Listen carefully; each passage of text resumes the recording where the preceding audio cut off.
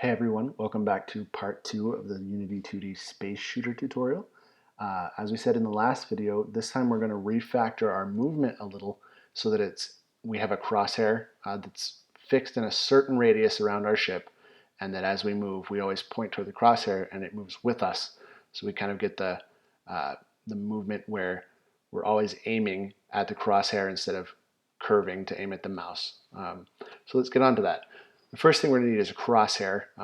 Going back to Kennedy, again, he has a really great space UI sprite sheet. So we're going to pull that in, and I'm just going to go ahead and create a subfolder called sprite sheets and pull these in here. So I'm going to call this UI sprites. And again, I want to change this to a multiple sprite mode. Move all those into our sprite sheets directory just to keep it clean as we go. And then right click, slice sprite sheet using XML. It will automatically select our UI sprites. Slice. Okay, so we have a really great crosshair from this. I like this crosshair white. So we'll go ahead, same thing as last time, we'll create a crosshairs object, center that out in the world, and then add the crosshairs white to it so that we have the sprite as a child object. We are going to need a script to manage this. Basically what we're going to do is that instead of using the mouse position directly, we're going to use the delta movement. So as we move the mouse horizontally, each frame we get a mouse X delta, and as we move it vertically, we get a mouse Y delta. So we can use the two of those to move it around the screen instead of relying directly on the mouse position. So let's go ahead and create a crosshairs script and assign that to our crosshairs object. What we're going to want, so again, we're going to wrap it in a namespace. And I got some feedback last time saying, you said to wrap it in a namespace and then you just kind of moved on without explaining that. So what a namespace does is just provides a little bit of housekeeping. So right now we have 2 script files in the project. But as a game gets bigger, you might end up with dozens or hundreds, and it gets harder and harder to make sure that no names collide. And so a namespace is just a way to logically organize your scripts. So we have this namespace space shooter that's encapsulating all of our scripts. If we brought in a third-party asset that happened to have a script named crosshairs, as long as they weren't also using this namespace, there would be no conflict. We'd be able to use both. And then as we get into, like, say we had some AI-specific scripts, we could have a sub namespace called, say space shooter AI. It's just a little bit of organization for your scripts. It's not required, obviously, since it isn't there by default, but it's good practice to get into that. We're going to want a few things for our crosshairs. We're going to need a target or an anchor, and then a max move radius. So we're going to say a public transform target, or let's call it anchor. Our crosshairs are anchored to an object, and it could be our player, it could be something different, but for now we'll just call it anchor. And then we have a float max move radius, and that is how far from the anchor can the crosshairs move before it's constrained. One other thing that I want to do, because we are going to be using the mouse delta, we want to have a configurable mouse sensitivity. We'll support that by having a third float called sensitivity, and we'll default that to 1, which is a 1-to-1 mouse movement to crosshair movement. So our crosshairs, let's go back and check this out.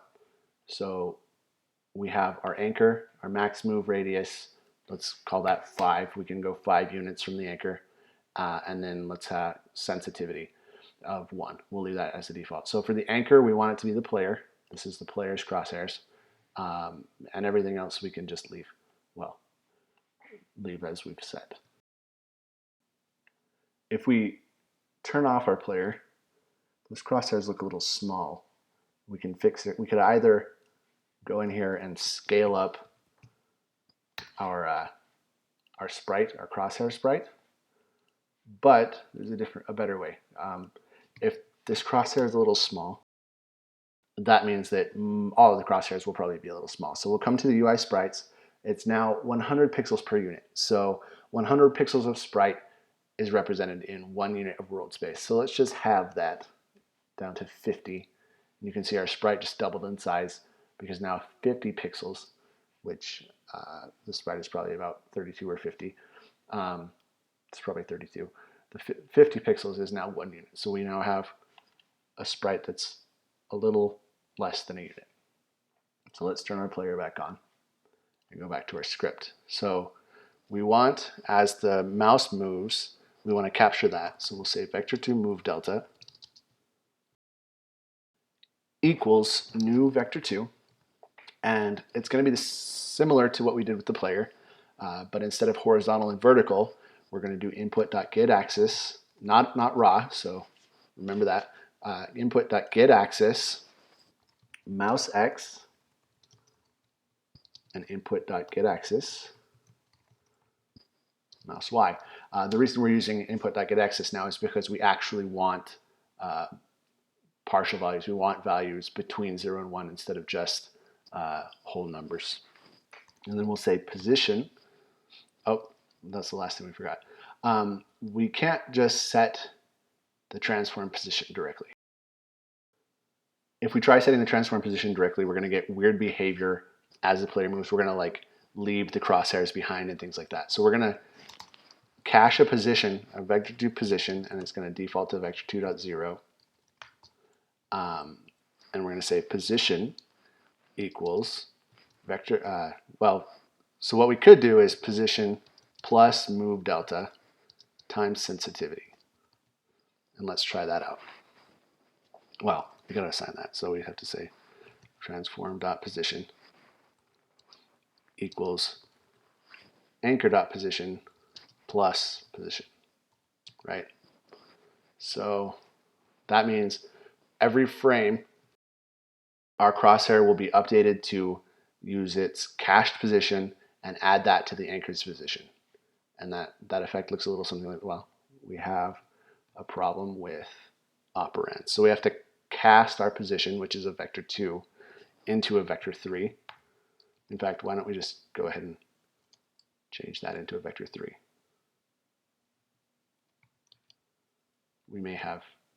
I think we might have to cache one way or the other. Yeah, so because we have a vector2 and a vector3, you can't implicitly convert them because data could be lost, but you can explicitly cast them.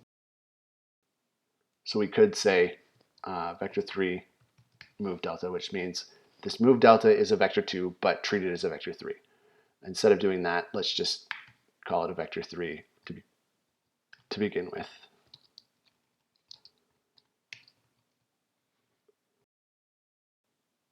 Since it is 2D, we don't actually care about movement on the z-axis, so it's just 0 every time. So our position is vector3, the move delta, our last position, plus the move delta times the sensitivity. And then we say our position is the anchored position plus our cached position. Let's try that out. So you see that it's a little twitchy, and it can go wherever it wants. So what we're going to do is constrain that so that it only can move in a circle up to max move radius units from the anchor. And the way we're going to do that is by, instead of assigning position directly, we're going to say vector2, or vector3, I guess, since we're using that, vector3.clamp magnitude, position plus move delta times sensitivity, and we're going to clamp it to max move radius magnitude. So the length of the vector can be at most max move radius. Again, we could have used vector 2s here and done casting. And that's actually what I did in my initial run through. But if you get used to working in vector 3s and 3D operations, you'll make things a lot easier on yourself if you ever want to move to 3D. So as much as possible, we'll try to stick to vector 3s and operations that also work in 3D. So we've clamped the magnitude of our movement. Let's see what that looks like. So we still have this crosshair moving with the mouse, but it is now, it can only move up to 5 units from us. And this is really, really twitchy. So we can come over here and lower the sensitivity, and then we get a much smoother behavior. You'll need to play with this number for your target system, but we now have a crosshair that is constrained to a certain radius around us. You'll notice that we're still, I don't know where my mouse is, but we're still looking at the mouse and not the crosshair. So let's go ahead and fix that. And this is one of those cases where refactoring or taking our code, taking a different approach with our code actually saves us some work. It would have saved us some work to do this in the first place, but it's good to do the step by step. So we're going to give the player a reference to the crosshairs. If we come out here to the player, we now have a new field for the crosshairs. We'll just assign the crosshair transform to that and save the scene. And instead of using all this stuff with the mouse position, we can just say that our look direction is the crosshair spot position minus the transform dot position, and then again normalize it. And our look angle then becomes vector 2, the angle between vector 2 up and our look direction. The cross product becomes the cross between vector 2 up and look direction. And I don't think anything else changes. So let's give that a try. I want to lower this sensitivity again just because it was really high. So I'm going to lower that by default for my project. So we're now looking toward the crosshairs instead of the mouse. You can see that the mouse is behind us and we're still looking at the crosshairs. One last thing that we might want to do is to hide the mouse position or hide the cursor. So we can do two things. We're going to lock it to the center of the screen just so that it's not flinging out if we're playing in a window or something. And then we're going to hide it. So we'll have another script. We could do this in the crosshairs, but I prefer to separate the concerns. So we want to have a cursor manager. And we'll assign that. We could assign it anywhere, but we'll assign it to the crosshair just because it's a convenient object right now. And the cursor manager, so again, wrap it in that namespace for logical organization. Namespace space shooter. And this cursor manager will have a public bool is locked. And so that'll be a button that we can click and unclick. If we're testing and we don't want to lock for whatever reason, we can choose not to do that.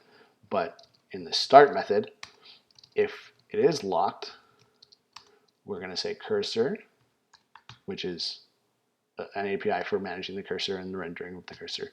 Cursor.visible equals false.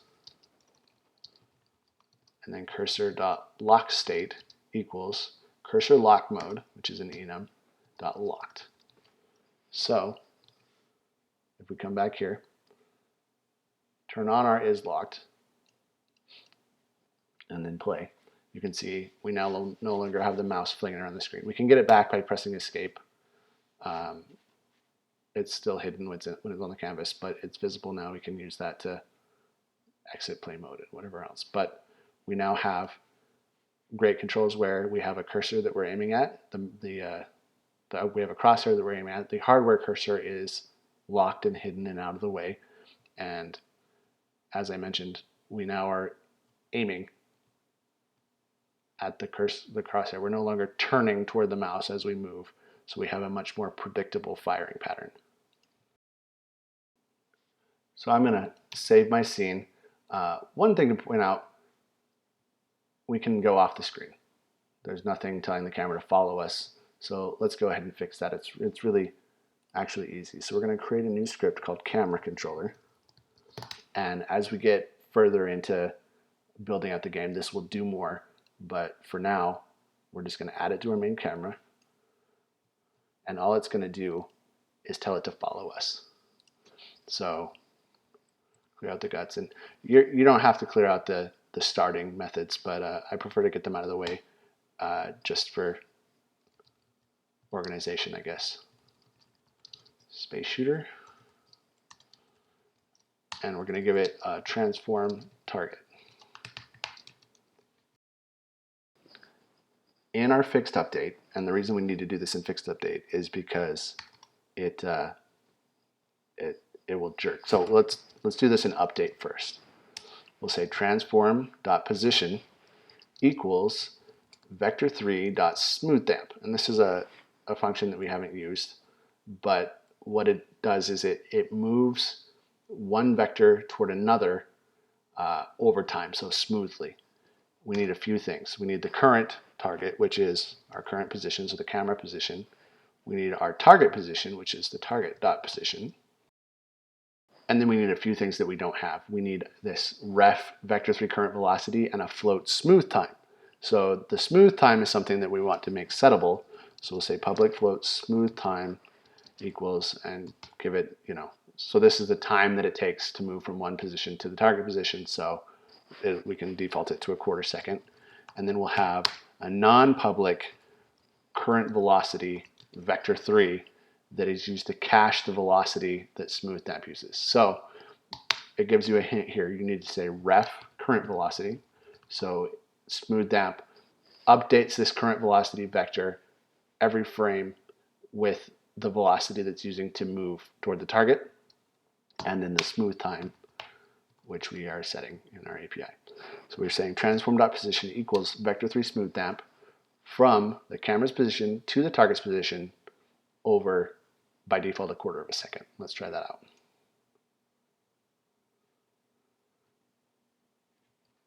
That doesn't actually look too bad. Depending, actually, it doesn't look too bad because it's not attached. So we need to assign the player as a target. And now you can see, well, that was the first thing that went wrong. I don't know if you caught it, but if you look at this, it's trying to smooth the z-axis so that it moves, because it's moving the camera's position to the target's position, which means it's moving on top of the player. The end result is that the player disappears as the camera gets too close. So we can fix that by giving ourselves an offset. So we'll say public vector3 offset, and instead of smooth damping to the target position, we'll say target position plus offset. And on the camera, we will make the offset the default here. So we want to be directly on top of the player, but offset by -50 units on the z-axis. So we no longer are trying to move on top of the player. We move in the player's direction. But look at that. It's jerky and it's ugly because the fixed update is happening much more frequently. Well, depending on frame rate, the fixed update is happening much more frequently, several times a frame, more than your update. So the solution is, instead of doing this in the update function, do this in fixed update. That one little change, much better. It's hard to tell in the game view, but if you look over on the left, you can kind of see what's happening. You can see the bounds of the camera, how they kind of slide toward the player over that quarter of a second that we set. And if we lowered the smooth time to, say, 1/10 of a second, it's still happening, but it's much more sudden. I happen to like about 1/4 of a second. You can play with that for your own game feel. But we now have the camera following us. One thing you'll notice is that as we're moving up, our crosshairs are going off the screen. We will handle that soon, but this is good enough movement to get moving on to other things. So that wraps up this video. in the next segment, we are going to start using our new aiming and movement abilities to create a weapon system and start shooting into space. So thanks, guys. See you next time.